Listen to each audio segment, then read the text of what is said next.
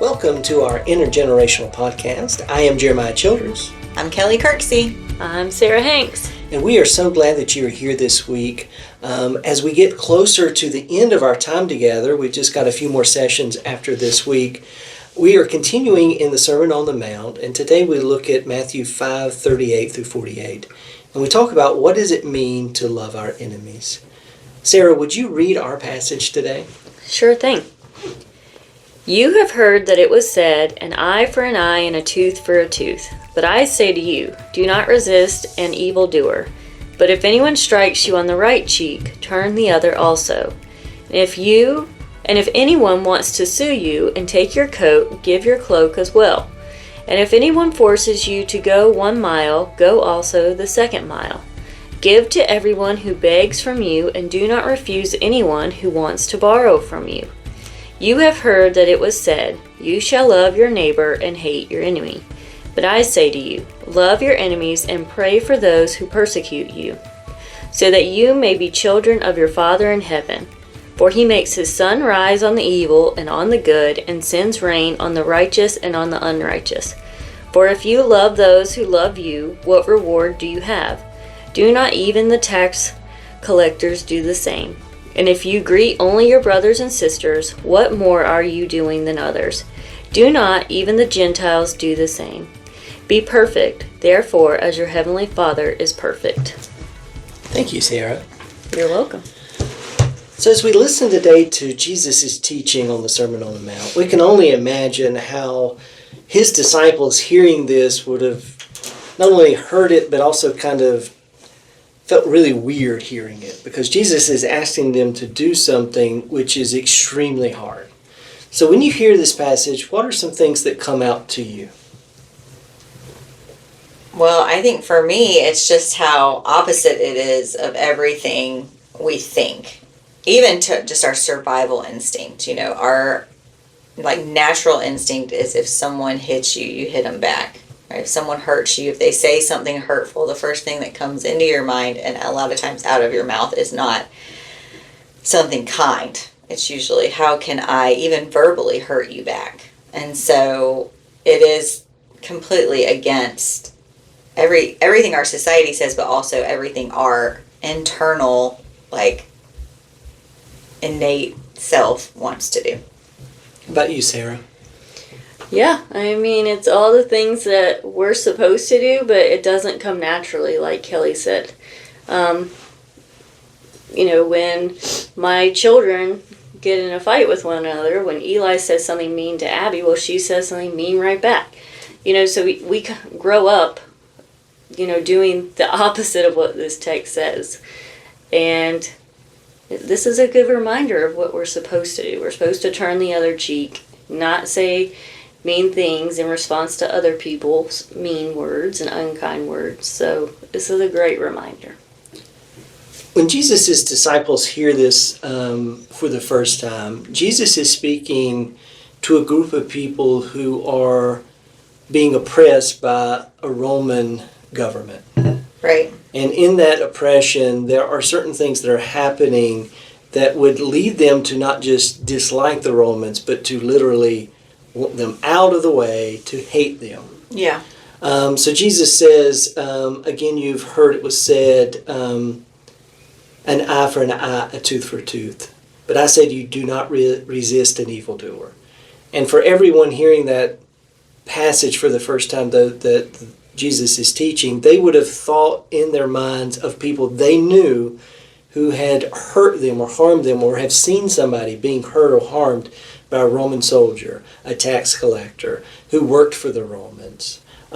Jesus says, if anyone strikes you on the right cheek, turn the other also.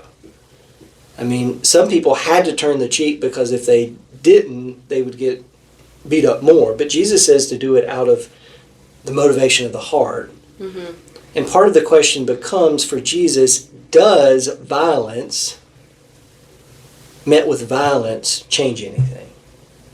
Right. I mean, I think it turns the whole idea of, when you are oppressed, when someone is hurting you, what you want is for someone to stand up and fight back. Mm-hmm. What you want is strength. And Jesus is kind of saying that's not what strength looks like. This is sort of a precursor to the cross, right? Of the idea of like real strength is saying no when everything inside you wants to say, I am bigger. I am the one which president was it that was like, carry a big stick, right? I'm the one who can intimidate you. You don't intimidate me. Then Jesus goes on and says, if anyone forces you to go to a mile, go a second. The Roman soldiers could make any non-Roman citizen carry essentially their gear for a mile. He says, don't just do it once. 1 mile, do 2 miles. Part of it is to show, okay, my motivation for doing this isn't necessarily because you've told me to do it, but it's out of some other reason. Maybe it's love. And then he says, he says, give everyone who begs from you, do not refuse anyone who wants to borrow from you. Part of it is when somebody tries to take advantage of me, and the reality is people will take advantage of you. Are you going to let them take advantage of you, and that leads you to not only dislike them, but over time hate them and want to do harm to them? Or as they're taking advantage of you, just look at them and say, I'm not going to let what their actions determine how I'm going to look at them and treat them. Right. And in doing so, I'll do even nicer things to them. The Apostle Paul talks about, do good to the point that it feels like hot coals on somebody else's head. Right. Part of it is when you do good to other people that are doing harm to you, it may feel bad to them eventually, and they'll realize what they're doing.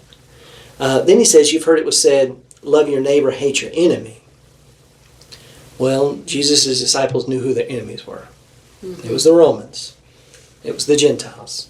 It was the ones oppressing them and taking away their property and making them feel more and more like a second and third class citizen in their own homes and in their own region. He says, pray for those who persecute you. Think about what it would be like to be an oppressed people, and you're not praying for their downfall or their harm, but to actually pray for them. Right. Yeah, that's pretty good. And then he says, God looks at all of these people, both the good and the bad, and loves them the same way. He sends rain, sun on them. He says, look at the people you dislike the most. Don't they love their families the way you love your families? Can't you go beyond what they do to actually love them? And he says, be perfect, or in Greek, telos, which means whole, as your family father is complete or perfect or whole in love. So the question becomes, loving our enemies is more than just saying that we're not going to hate people based on a certain particular reason, but that we're actually going to show them the same kind of grace and love and mercy that we would show our friends and neighbors. How do we do that? I think it's just like it gives humanity to everyone, right? Even the people you don't like, the people you disagree with, the people that it's so much easier to just say those people, they, grouping people into something where they are not human anymore, or demonizing, they always do this and they're terrible, takes away their humanity. But seeing them, are they not fathers? Do they not love their children? Are they not mothers? Do they not, and so that within itself is sort of this, like, these are also just people. Yeah. But then taking it, a step further to say, but their actions don't control you. There's like such a freedom in that, in a people who are not free. And saying, like, you might hit me, but you don't control my actions back. And you may say you're going to have to carry my pack, but I'm going to take it even further because that's who I am, because I'm choosing to do this. And it's not based on who you are. Mm-hmm. And I think there is like a freedom that is hard for us to comprehend in that. Yeah, I think that it's like very difficult to pray for your enemies. And so I love that that's in there to pray for your enemies. But also, like Kelly said, you're not giving them control. I think sometimes when people are having conflict with you, they are like poking you and provoking you. They want to get a reaction out of you. And so sometimes the best thing you can do is to remain calm and not give them that satisfaction. But just also thinking about yourself and what level do you want to be on? Do you want to drop down to that level or do you want to rise above? Mhm. And I also think it's important to think what's going on in their lives for them to be acting like this. Because it's like we always say, hurt people hurt people. And just also remembering that, this is someone's child. This is someone's father. Just thinking about them as a human and that other people do love them. And so how do we want to treat, another human being? That's our brother or sister in Christ. Mhm. Well, and that obviously they've already made you into something less than human when they treat you in that way. When they hurt you and you're in their eyes, they have taken some of your humanity, and so you not becoming what they are. You saying, but I will still see your humanity. I'm not going to pretend like you're not a child of God, even though you have chosen to see me that way. Yeah. One of the things I like that Jesus does, especially in verses 43 and following, is he uses Gentiles and then he uses tax collectors.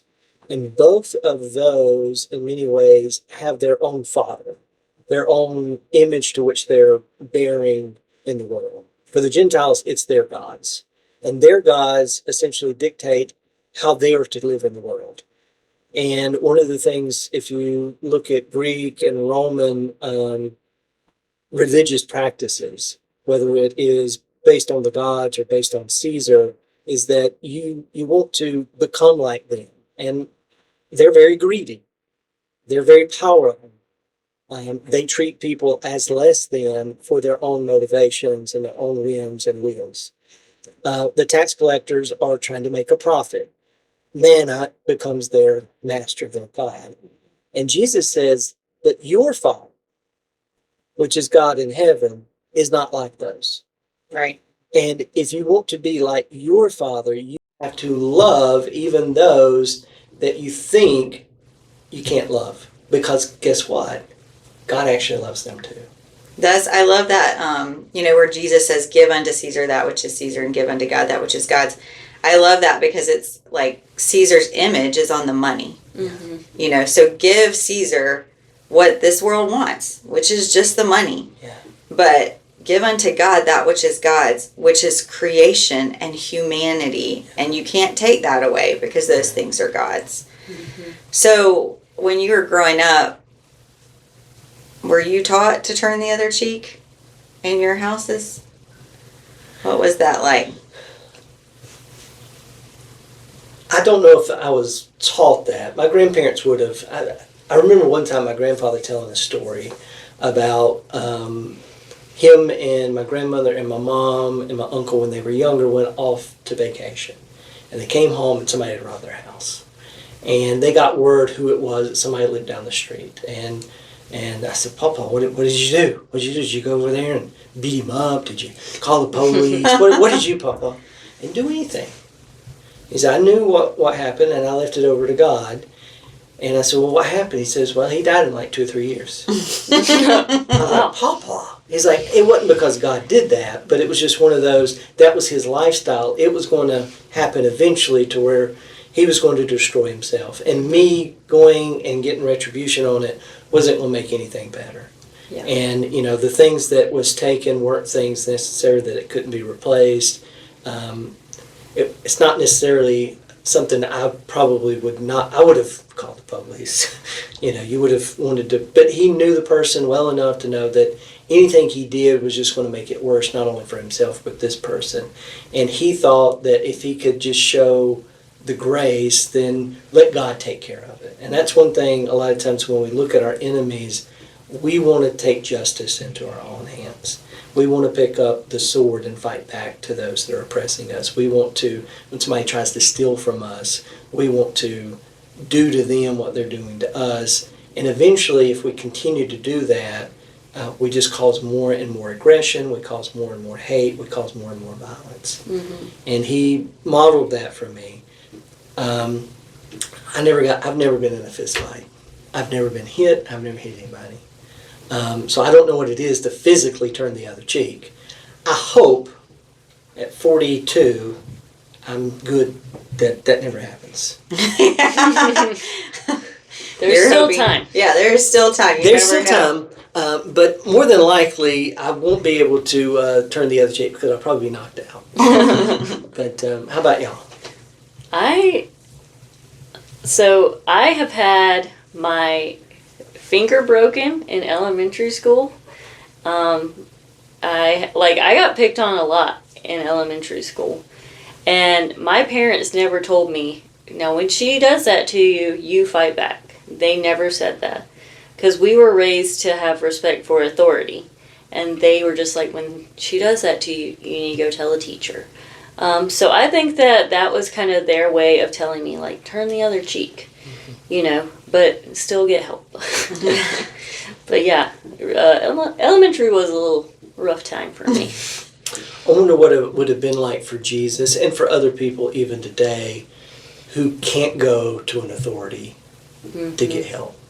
Jesus can't go to a Roman soldier to get help. He can't go, those are the people that are inflicting the violence. So even going to authority for some people would be hard. Mm-hmm. And for Jesus' disciples, they know that. There's nobody out to help them with justice. So for some of them to take it into their own hands is the only recourse. Mm-hmm. And that would be hard to teach your child. I think even today we take for granted that we can say, if there's something that happens, go tell somebody. Mm-hmm. But there are lots of people that don't have that option. Yeah. Well, when you're growing up, then who would you have defined as your enemy? I think this is kind of a hard question. I mean, because we don't have like I don't know that I've ever been like, oh, I feel oppressed. I don't, I don't feel that way. But I think we make enemies out of things that shouldn't be enemies. Like as children, we're taught like if you're part of one sports team, that the other team.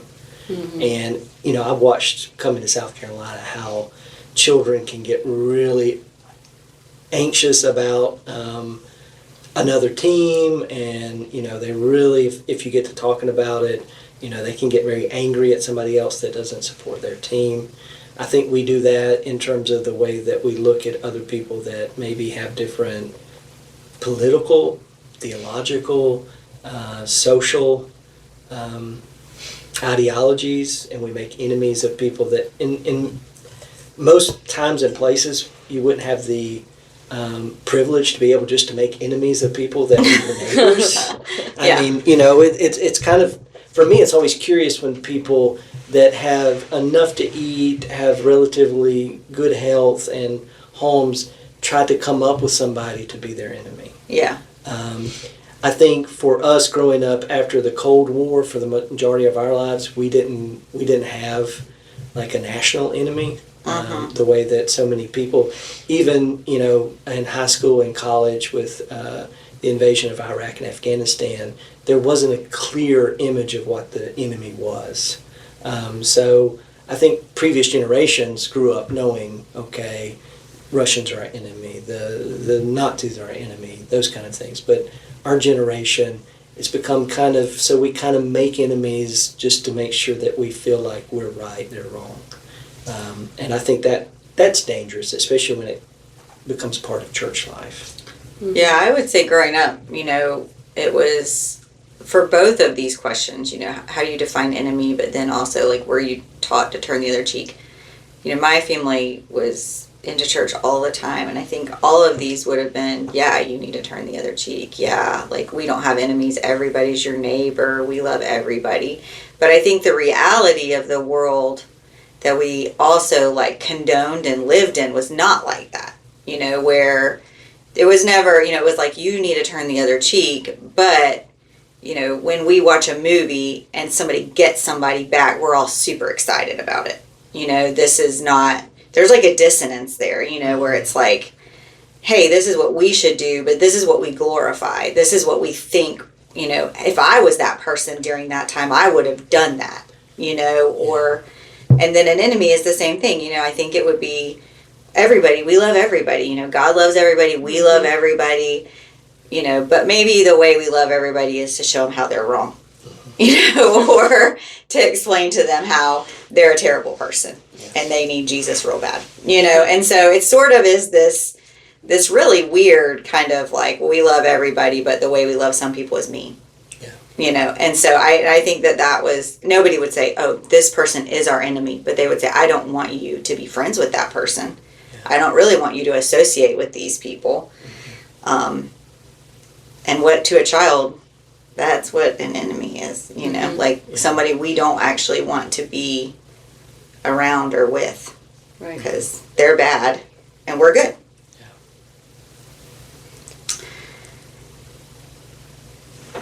What about, how did you deal with like a time someone has maybe wronged you? Like, can you think of an example of like, I mean, obviously Sarah got her finger broken. I did. There was some, I mean, that's like a pretty, not just a like, well, they kind of hurt my feelings. And, that's like, hey, my finger is sideways now. So. Yeah, I did not address that situation because she scared me. So, I think when someone has wronged me, like I can be my own worst enemy. When we were talking about enemies, I was like, well, I kind of think I'm my own worst enemy. Because I get a little heated and I'll say things that I definitely regret that I can't take back. And so, in a perfect world, when someone has wronged me, I need to take some time so that does not happen. Yeah. Just to like reflect and, try and be the bigger person, and not let them bring me to their level, because that has happened in the past. I get a little fiery. Yeah. I think for me, I don't know if I'm just lucky or I don't attract people that won't hurt me. I don't know what it is. Well, you have never been punched, so you've never been in a fist fight. But talking with people in ministry and seeing how people have been, whether it's been in a marriage where somebody's committed adultery, or whether you talk to somebody that's been abused as a child, or you talk to somebody that has, suffered some sort of injustice that should not have happened. For me to look at their lives, any small slight I feel in comparison, I've never really known what that looks like. Like we've said in some other podcasts, being a white male in society makes it easier for me than it does for other people. In terms of, I don't feel like I'm judged as much. I don't feel like, there are certain things that are obstacles for me to get around. So I don't know what it feels like to walk in somebody else's shoes. And I can understand where, for me to say to forgive your enemy, not having enemies, it makes it fairly easy. There have been a few people that maybe have not liked me for one reason or another, but I've never gotten to the point where I've necessarily lost sleep over it or been overly hurt by it. Only one or two people have ever said bad things about me to other people and gotten back to me. And I'm sure maybe they've said stuff that just never got back to me. Wow, glad you're not losing any sleep at your house. Over that. But it's one of those, as a minister, I have to remind myself I've not experienced some of these things.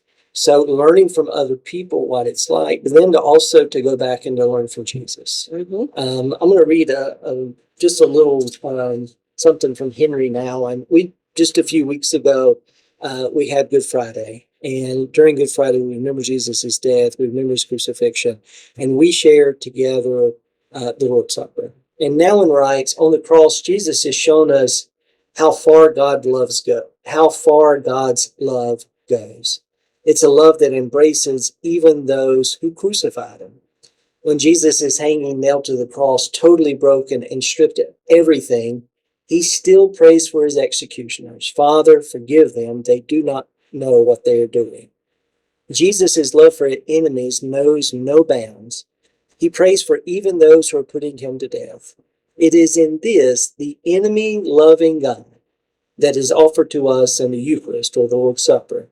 To forgive our enemies doesn't lie within our own power. It's a divine gift.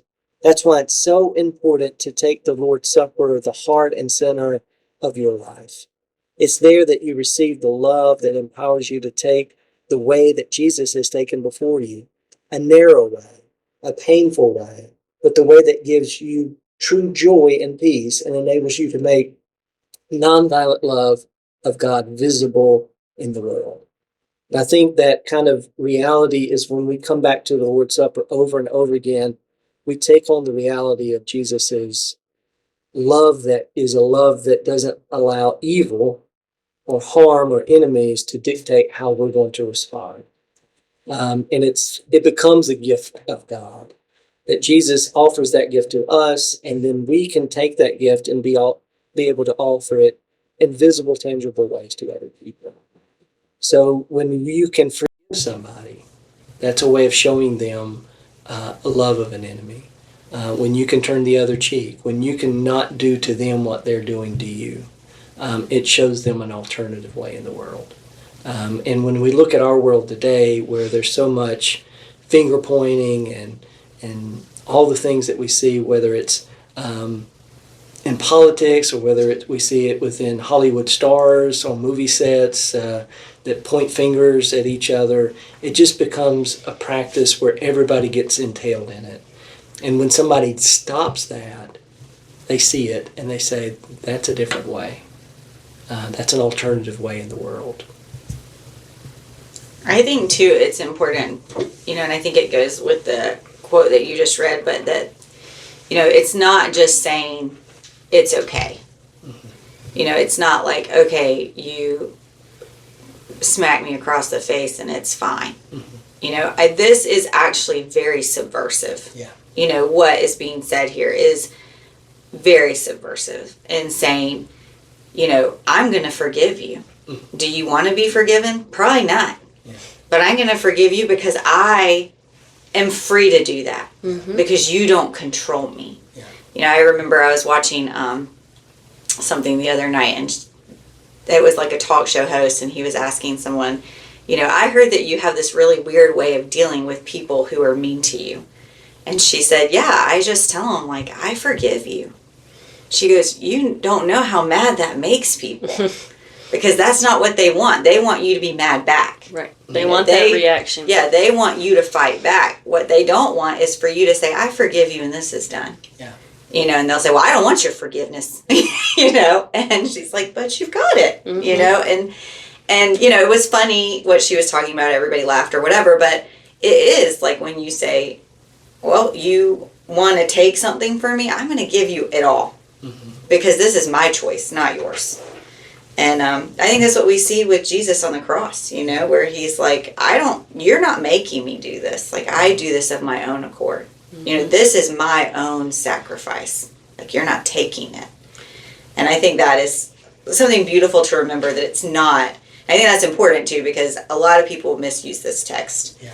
And they're like, it's fine. You should just let your husband beat up on you. Nope. Or your boyfriend or your girlfriend or whoever, it's fine. Just walk away. And I'm not saying that, you do need to walk away, but it doesn't mean that it's okay to stay. It's really saying, like, there is a different way. This is a third way that isn't what the world tells you. I think part of what we see here is, when we talk about it becoming interpersonal relationships, it's good to practice turning the other cheek and those sorts of things. But Jesus is talking, I think, in a bigger way of talking about, if you're on the playground and the bully is 20 times bigger than you fighting against that bully is not only going to help you, it's going to hurt you and hurt others around you even more.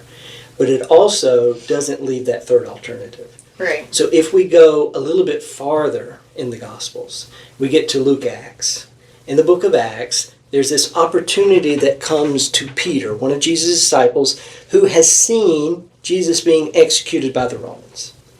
And he is told by the Holy Spirit that he is to go to Cornelius' house, who is a Roman centurion, a Roman soldier, the very kind of people that put Jesus to death. Yeah. It would have been great, a feeling probably for Peter to say, no way, Jose. Yeah, I don't want to be around those people. I don't want to go there. Not only does the Spirit ask him to go to his house, he has to go to his house and be around people that he has been told his whole life are unclean and dirty. He's been given that vision about the sheet coming down and all the food he's not supposed to eat, which probably made him feel sick on his stomach at lunchtime. And then he's told to go somewhere that would also make him feel sick on his stomach. Right. I mean, think about the people you grew up with that you were told were dirty and nasty and ugly, and, you know, if you hung around them too much, you'd be unclean. He has to go to his house. And when he gets there, he realizes God's already been at work. And it's not really up to him what happens, but he can go and to show them the love of Jesus. And when he gets there, he understands that he doesn't have to change them. He has to change himself on how he's going to view them. Right. And I think sometimes when we are open to the love of God in our lives, it allows us to look at those people we've been taught are our enemies and who in many ways practically are, but able to get new vision on who they are. And it asks us to change how we're going to respond to them.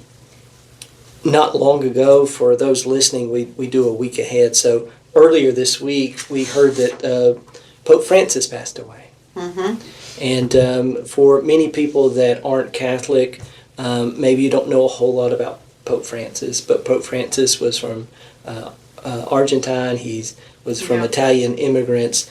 And when he was interviewed right after he became Pope in 2013, he began to write about talk about what he saw the church as. And I got to hear it this week, and I really love the way that he described the church. He says the church sometimes has locked itself up in small things, in small-minded rules. You know, he's talking about the Catholic Church. He said the most important thing is the first proclamation. Jesus Christ has saved you. Mm-hmm. And that's for everybody. He says the ministers of the church must be ministers of mercy above all. The confessor, for example, neither is merciful because neither of them really takes responsibility. And he goes on to say that he sees the church as a field hospital after battle. Mm-hmm. And he says, it is useless to ask a seriously injured person if he has high cholesterol about the level of his blood sugar. You know, a lot of times we meet people and we want to gauge, are you our enemy or not our enemy? Are you in the right or are you in the wrong? And he says, you have to heal his or her wounds. Then we can talk about everything else. He says, heal the wounds.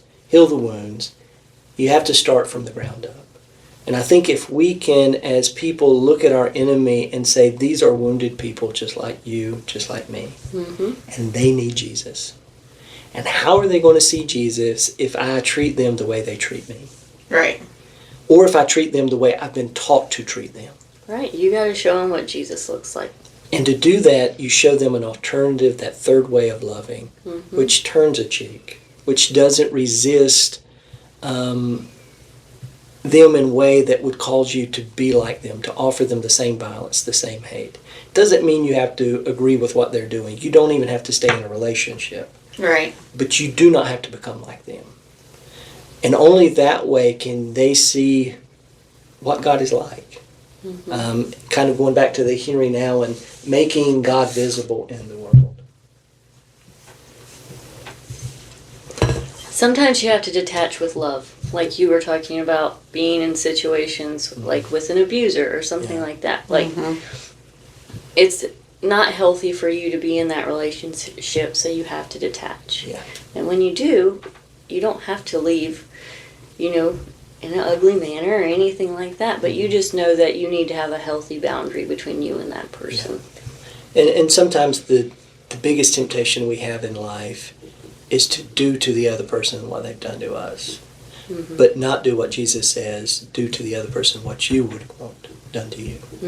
And that's kind of the reversal of what this loving your enemy is that I'm going to treat them with the compassion I didn't get from them. I'm going to treat them with the mercy I didn't get from them.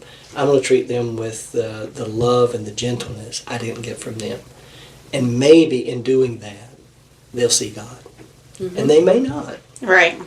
And that's okay too, because we can tell people about God and we can show them, but it's really not our place to change them. Right. We can only change ourselves. That's right. Well, this has been a great conversation. I hope that those that are listening will think about who your enemies are, who you've been taught your enemies are, and have some good conversations in your small groups. Do y'all have any last thoughts? No, I hope that the small groups are able to really kind of talk through some of this. And it's like a heavy topic if we let it really sink in and consider, who it's hard for us to pray for. And not just pray for that they change, because that's what we like to pray for, but to pray for them to do well and that they might flourish. Yeah. Well, that's significantly harder than, God, can you make them who I know they should be? and maybe the prayer is, God, help me to love the way you love. And that perfect, but that complete, that whole love, where I'm not just loving those that love me, but I'm offering love to a wider group of people that normally I would resist loving. And help me to do that. And sometimes it takes time to process, to figure out how to do that. It doesn't come all at once. That's right. So go forth and pray for your enemies. That's right. Well, we will see y'all soon and continue to get excited. We've just got a couple more weeks with our intergenerational group, but we will have some podcasts throughout this summer, so we hope that you'll take one more after this week. Only one more after this. Oh my gracious. Yeah. Well, we'll see you. Bye, guys. Bye. Bye.